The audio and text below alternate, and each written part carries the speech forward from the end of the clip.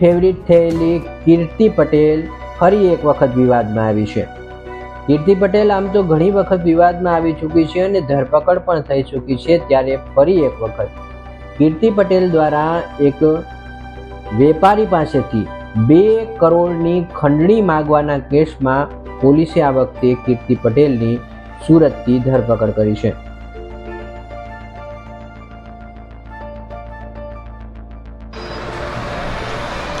ગુજરાતમાં આમ તો કીર્તિ પટેલ ખૂબ જાણીતું નામ છે અને ટિકટોક સ્ટારથી મેળવેલી ખ્યાતિ બાદ આજે કોઈને કોઈ કેસમાં કીર્તિ પટેલનું નામ સામે આવે છે। સતત વિવાદોથી ઘેરાયેલી કીર્તિ પટેલના દર થોડા દિવસે જ કોઈને કોઈ કાંડમાં નામ સામે આવે છે। આજે ફરી વખત કીર્તિ પટેલનું નવું કારસ્તાન સામે આવ્યું છે અને સુરત પોલીસે તેની અમદાવાદથી ધરપકડ કરી છે। આ કીર્તિ પટેલ એટલી બેશરમ છે કે પોલીસ દ્વારા તેની ધરપકડ કરવામાં આવી છે, છતાં પણ તે હસતી જોવા મળે છે। મિત્રો, શરમ નામની કોઈ ચીજ નથી આનામાં। જુઓ, તે હસી રહી છે ને હસતી જોવા મળી રહી છે। અનેક બેશરમીની હદો વટાવ્યા બાદ ક્યાંક ને ક્યાંક તે વિવાદમાં સંપડાયેલી છે અને આ રીતે એક વિવાદની અંદર કીર્તિ પટેલની પોલીસે ધરપકડ કરી છે।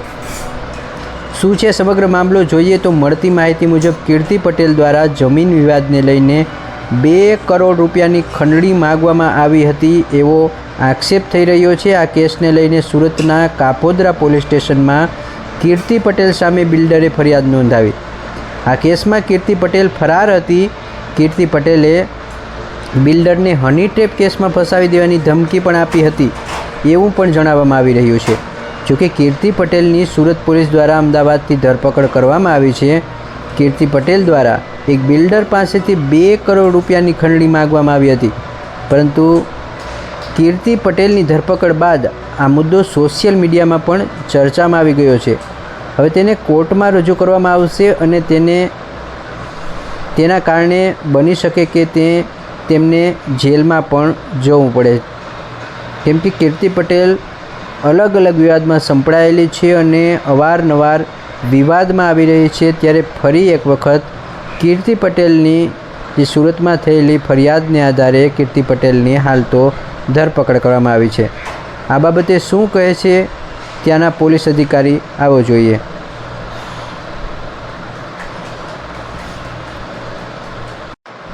સુનિલ ગાંજાવાલાનો report, Gujarat national TV news, Surat. तारीख 2/6/2024 को कापोद्रा पुलिस स्टेशन के विस्तार में एक एफआईआर दर्ज हुआ, जिसका under section 386, 389, 504, 5062, 328, 507, 120B of IPC, 66E and 67 of IT act के तहत एक एफआईआर दर्ज हुआ। इसमें टोटल 5 से ज़्यादा आरोपी थे। इसमें एक आरोपी कीर्तिबेन डॉटर ऑफ रणछोड़ भाई अडालजा, रेजिडेंट इनका पर्वत पाटिया सूरत है। ये एब्सकॉन्डर थी पिछले 10 महीने से और सेक्शन 70 ऑफ सीआरपीसी के तहत एक वारंट ऑफ अरेस्ट इशू किया गया था ऑनरेबल कोर्ट के द्वारा।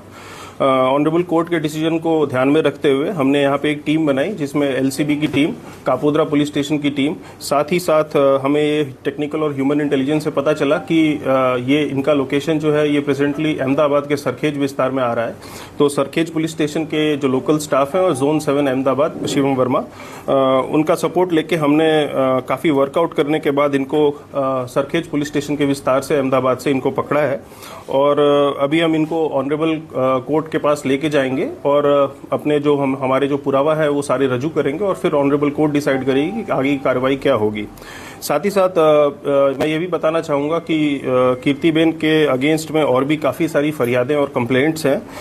उनमें हमारे पास लैंड ग्रैबिंग और एक्सटॉर्शन की फरियादें भी हैं और उनमें भी उनका स्टेटमेंट हम रिकॉर्ड करेंगे और आगे कार्रवाई हम करेंगे। सर, अभी जो गुना है वो क्या है? अभी किस गुना में धरपकड़ हुई है? अभी फिलहाल जो गुना है वो हनी ट्रैप और एक्सटॉर्शन का गुना है और इसमें टोटल 5 आरोपी हैं और एक अननोन भी है। किस तरह से उनको फंसाया गया था, किस तरह से ब्लैकमेल किया गया था? इनको ब्लैकमेल फोन के थ्रू और इंस्टाग्राम अकाउंट के थ्रू किया गया था और आगे की डिटेल्स जो है हम कोर्ट के साथ शेयर करेंगे। कितने की खंडनी मांगी थी उसने? टोटल जो खंडनी मांगी थी इसका रकम अभी हम डिस्क्लोज नहीं कर रहे हैं, हम आपको पूरा डिटेल्स शेयर करेंगे। सर, ये 10 महीने के गायब में कीर्ति पटेल कहाँ गई? 10 महीने के दौरान में इनका मोबाइल जो है वो कॉन्स्टेंटली अलग अलग लोकेशन पे आ रहा था, गुजरात के अलग अलग लोकेशंस पे, लेकिन कोई भी परफेक्ट लोकेशन नहीं आने की वजह से इनको हम अरेस्ट नहीं कर पा रहे थे। साथ ही साथ जो आईपी एड्रेस है ये बार बार चेंज हो रहा था और इनका जो फ़ोन है वो भी बार बार स्विच ऑफ होकर अलग अलग मोबाइल नंबर और अलग अलग सिम कार्ड से यूज़ हो रहा था। हमने आईपी एड्रेस ट्रैक करके और जो इंस्टाग्राम और बाकी लोगों से कोऑर्डिनेट करके, उनके नोडल ऑफिसर से कोऑर्डिनेट करके हमने ये लोकेशन निकलवाया और इसमें हमने साइबर एक्सपर्ट्स का भी इस्तेमाल किया और उसके साथ ही हमने इनको पकड़ा है। सर इसका ગુજરાતભરના તાજા સમાચાર મેળવવા માટે અમારી ગુજરાત નેશનલ ટીવી ન્યૂઝને સબસ્ક્રાઇબ કરો, બેલ આઇકોન પર ક્લિક કરો।